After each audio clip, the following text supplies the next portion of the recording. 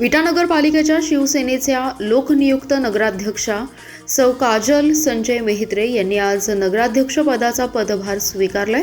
शिवसेनेकडून थाटामाटात पदग्रहण सोहळ्याचं आयोजन केलं होतं। यावेळी ढोल ताशांच्या गजरात आणि फटाक्यांच्या आतिषबाजीमध्ये पदग्रहण समारंभाचा अभूतपूर्व सोहळा उत्साहात संपन्न झालाय। विशेष म्हणजे या पदग्रहण सोहळ्याला आमदार सुहास बाबर, अमोल बाबर, प्रांताधिकारी विक्रम बादल, मुख्याधिकारी विक्रमसिंग पाटील यांची प्रमुख उपस्थिती होती। यावेळी शिवसेनेच्या नवनिर्वाचित नगरसेवकांसह पदाधिकारी आणि कार्यकर्ते उपस्थित होते। विटा नगरपालिकेच्या लोकनियुक्त नगराध्यक्षा सौ काजल मेहत्रे यांनी पदभार स्वीकारलाय। शिवसेनेकडून या सोहळ्याचं मोठ्या थाटामाटात आणि दिमाखात आयोजन करण्यात आलं होतं। नगराध्यक्षा काजल मेहत्रे यांच्यासह सर्व नगरसेवकांना भगवे फेटे परिधान करून आमदार सुहास बाबर यांच्या निवासस्थानापासून ते छत्रपती शिवाजी महाराज चौक ते विटा नगरपालिकेपर्यंत मिरवणूक काढण्यात आली। त्यानंतर नगरपालिकेच्या मुख्य प्रवेशद्वारापासून ते नगराध्यक्षांच्या खुर्चीपर्यंत पुष्पवृष्टी करत स्वागत करण्यात आलं। ढोल ताशांच्या गजरात आणि तुतारीच्या स्वरांनी नगराध्यक्षा सौ काजल मेहत्रे आणि शिवसेनेचे सर्व 22 नगरसेवकांचे नगरपालिका प्रशासनाच्या वतीने स्वागत करण्यात आलं।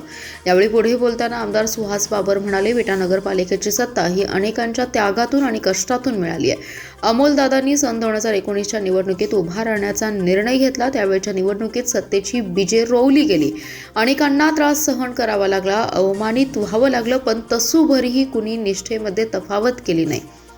या सर्वांचं आज स्मरण होते। किती प्रयासाने ही सत्ता मिळाली आहे याची पावलोपावली सर्वांना स्मरण राहिलं पाहिजे। अफगाणिस्तानमधून बेदाणा आयात केला आणि तो तासगावच्या बेदाणा मार्केटमध्ये विकला, ही आमची चूक होती, ती यापुढे करणार नाही असा माफीनामा व्यापारी राहुल रवी भट्टेजा आणि राहुल बाफना यांनी दिलाय। स्वाभिमानी शेतकरी संघटनेच्या वतीने महेश खराडे यांनी मोर्चा काढल्यानंतर बेदाणा व्यापारी अखेर नरमलेत। यावेळी आक्रमक शेतकऱ्यांनी यापुढे असा प्रकार झाल्यास कायदा हातात घेण्याचा इशारा दिलाय। शेतकऱ्यांच्या रेट्यानंतर अखेर दोन्ही व्यापारी नरमले असून त्यांनी चूक कबूल करत पुन्हा असे करणार नाही असा माफीनामा लिहून दिलाय। तासगाव येथे बेदाणा व्यापारी आणि कोल्ड स्टोरेज धारक राहुल बाफना व रवी भट्टेजा यांनी अफगाणिस्तानमधून बेदाण्याची आयात करत तो तासगावचा बेदाणा म्हणून विक्री करण्यास सुरुवात केली होती। हा बेदाणा 1700 टन इतक्या मोठ्या प्रमाणात सांगली जिल्ह्यात आला असून या बेदाण्यामुळे तासगावच्या बेदाणा इंडस्ट्रीला धोका निर्माण झालाय। द्राक्ष बागायतदार संघाकडून हा प्रकार उघड केल्यानंतर स्वाभिमानी शेतकरी संघटनेचे जिल्हाध्यक्ष महेश खराडे यांनी शेतकऱ्यांसह राहुल भट्टेजा आणि रवी बाफना यांच्या कोल्ड स्टोरेजवर द्राक्ष उत्पादक शेतकऱ्यांसह मोर्चा काढला। यावेळी बोलताना महेश खराडे यांनी शेतकऱ्यांच्या मुळावर तुम्ही उठात असाल तर आम्ही तुम्हाला सोडणार नाही। शेतकऱ्यांच्या घामातून ही द्राक्ष इंडस्ट्री उभी राहिली असून ती इंडस्ट्री जर व्यापारी असा उद्ध्वस्त करत असेल तर प्रसंगी आम्हाला कायदा हातात घ्यावा लागेल, आमच्यावर दाखल झालेले तर तुम्हाला सोडणार नाही असा इशारा त्यांनी दिला होता।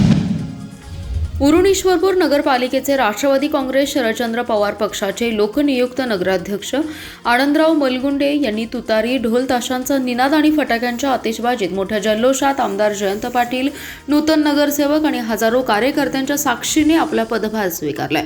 फुलांच्या माळा आणि आकर्षक रांगोळीने सजवलेल्या नगरपालिका परिसरात फुलांची उधळण करत सर्वांचं जोरदार स्वागत करण्यात आलंय। यावेळी नूतन नगराध्यक्ष आनंदराव मलगुंडे यांनी 11 दिव्यांग व्यक्तींना 5 लाख रुपये किमतीच्या स्वयंचलित सायकली तर सफाई कामगार महिलांना साड्या भेट दिल्या। सकाळी 10 वाजता राष्ट्रवादी काँग्रेस पक्षाच्या कार्यालयासमोर जयंत पाटील पक्षाचे पदाधिकारी, नूतन नगराध्यक्ष, नगरसेवक जमा झाले। येथून वाजत गाजत कचेरी चौकात छत्रपती शिवाजी महाराज, डॉक्टर बाबासाहेब आंबेडकर यांच्या पुतळ्याचं दर्शन घेऊन नगरपालिका आवारात आणि कार्यालयात प्रवेश केलाय। येत्या सर्वांना फुलांची उधळण करण्यात आली आहे। नगराध्यक्ष आनंदराव मलगुंडे यांनी तुतारी फुंकून पदभार स्वीकारलाय। यावेळी जयंत पाटील यांनी पुष्पगुच्छ देऊन अभिनंदन करत भावी कारकिर्दीस शुभेच्छा दिल्या। यावेळी मुख्याधिकारी पृथ्वीराज पाटील यांच्यासह नगरसेवक उपस्थित होते। दरम्यान नूतन नगराध्यक्ष आनंदराव मलगुंडे यांनी पदग्रहण करताच सामाजिक बांधिलकीतून कामाचा शुभारंभ केलाय। आनंदराव मलगुंडे फाउंडेशनच्या माध्यमातून रणवीर अमित मलगुंडे, राजवीर अमित मलगुंडे यांच्या पुढाकाराने 11 दिव्यांग व्यक्तींना प्रत्येकी 45,000 रुपयांच्या स्वयंचलित सायकली जयंत पाटील यांच्या हस्ते वाटप करण्यात आल्या। तसेच नगरपालिकेत सफाई कामगार महिलांना साड्या वाटप करण्यात आल्या। प्रचारासाठी धार्मिक ठिकाणांचा वापर करू नका. धार्मिक सण उत्सव साजरे करताना आचारसंहितेचे उल्लंघन होणार नाही याची दक्षता घ्यावी. धार्मिक भावना दुखावतील असे वक्तव्य करू नये अशा सूचना राजकीय पक्षाचे पदाधिकारी व कार्यकर्ते यांना देण्यात आल्या. महापालिका निवडणुकीच्या अनुषंगाने पोलीस अधीक्षक संदीप घुगे यांच्या अध्यक्षतेखाली कृष्णा मॅरेज हॉल येथे राजकीय पक्षाचे पदाधिकारी व शांतता समिती सदस्य यांची बैठक घेण्यात आली. बैठकीत अधीक्षक घुगे यांनी उमेदवार आणि राजकीय पक्षाचे पदाधिकारी यांना आदर्श आचारसंहितेचे पालन करण्याबाबत सूचना केल्या. निवडणुकीच्या अनुषंगाने प्रचार सभा आणि कार्यक्रमाच्या परवानगीसाठी एक खिडकी योजना सुरू आहे. या ठिकाणी सर्व प्रकारच्या परवानगी घेऊनच सभा आणि कार्यक्रम करावेत. कोणत्याही उमेदवाराने अथवा राजकीय पदाधिकाऱ्याने वैयक्तिक स्वरूपाची टीका टिप्पणी करू नये. प्रचारासाठी धार्मिक ठिकाणांचा वापर करू नये. प्रचारासाठी निवडणूक आयोगाने दिलेल्या सूचनांचे काटेकोरपणे पालन करावे. ध्वनी प्रदूषण होऊ नये यासाठी ध्वनी आणि वेळ मर्यादेचे पालन करावे.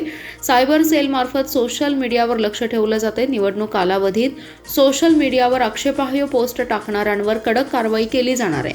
मतदान कक्षात मोबाईल घेऊन जाण्यास मनाई आहे. उमेदवार अथवा कोणत्याही मतदारांनी मोबाईल घेऊन मतदान कक्षामध्ये जाऊन फोटो काढू नयेत. सोशल मीडियावर प्रसारित करू नयेत. मतदाना दिवशी 100 मीटर परिसरात सूचनांचे पालन करावे. मतदारांवर प्रभाव टाकण्यासाठी दारू, पैसे आणि इतर आमिषांचा वापर करू नये, अन्यथा कारवाई केली जाईल. पोलीस विभागाकडून मिरवणूक निर्भय आणि निपक्षपातीपणे भयमुक्त वातावरणात पार पाडण्यासाठी उपाययोजना केल्या जात आहेत. राजकीय पक्षातील पदाधिकारी, कार्यकर्ते यांनी निवडणूक शांततेत पार पाडण्यासाठी सहकार्य करावे असे आवाहन केले. कृषी विभागाच्या विविध योजनांच्या अनुदानासाठी अर्ज केलेल्या जिल्ह्यातील शेतकऱ्यांना 7 दिवसात आवश्यक कागदपत्रे जमा करण्यास सांगण्यात आले.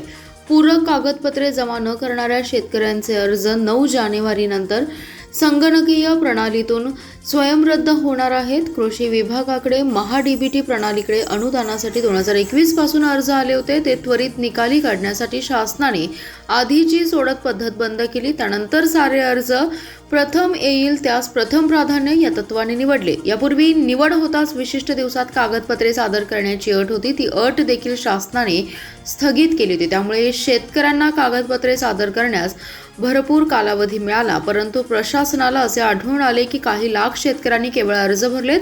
निवड होऊन देखील असे शेतकरी लाभ घेण्यास पुढे आलेले नाही. त्यामुळे इतर शेतकऱ्यांची निवड करण्यात अडथळा आलाय.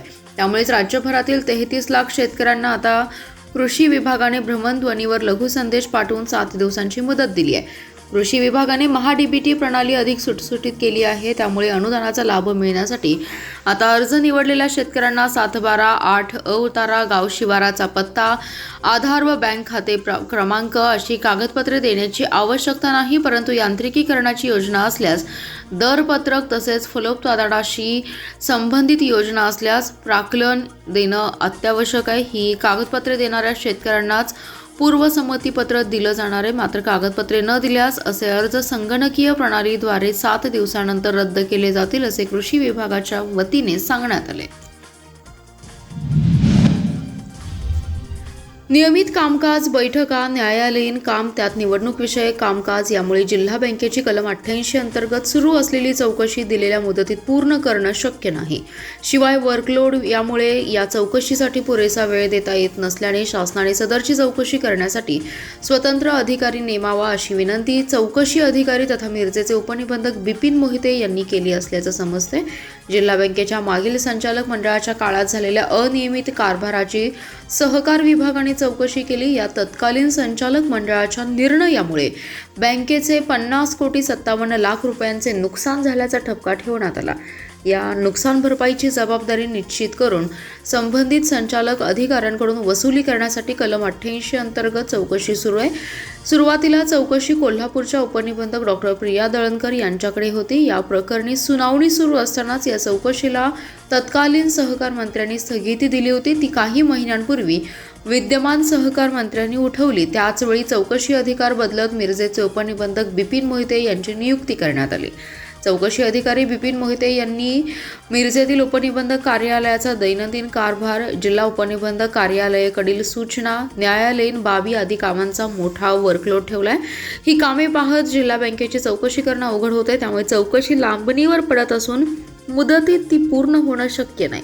प्रसंगी चौकशीसाठी मुदतवाढ ही मिळेल, पण जिल्हा बँकेच्या चौकशीची व्याप्ती आणि चौकशीचे वेगवेगळे टप्पे पाहता यासाठी स्वतंत्र यंत्रणा असणं आवश्यक आहे. त्यामुळे सदर चौकशीसाठी स्वतंत्र अधिकारी नेमावा अशी मागणी चौकशी अधिकारी विपिन मोहिते यांनी विभागीय सहनिबंधक कोल्हापूर यांच्याकडे केली असल्याचं समजलं जाते.